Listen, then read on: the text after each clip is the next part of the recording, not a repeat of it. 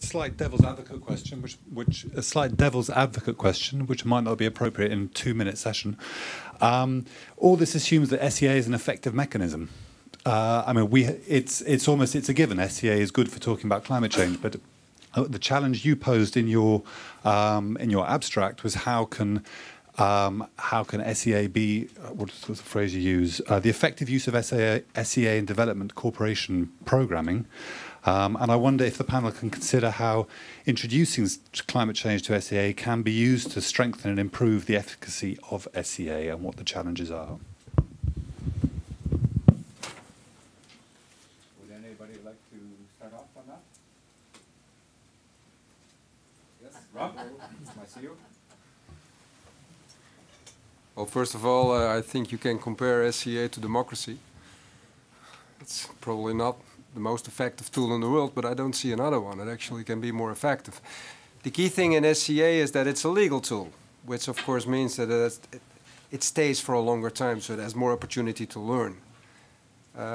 Having said that, there's still a lot that we have to improve on, and I think like for me, the key challenge is also what came out of Aalborg, what I also presented, is that yes, we can assess effects, yes, we can organize participation, but how can we link effectively to political economy and political decision making?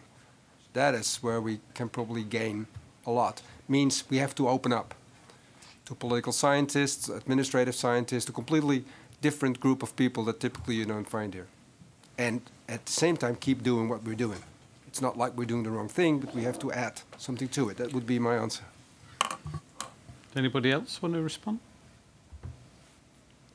Happy with that? Perhaps you're still sitting, so I'm quite happy to sit. Anybody else want to offer something? Peter? Sold. Okay. Well, I think people would like to break. I would like to thank the panel members. I'd like to thank Barry for co-chairing and to all of you for participating in this session. There was a lot of interesting things. I think we could have carried on a lot longer with some of the topics. Thank you. And I just lost my train of thought there.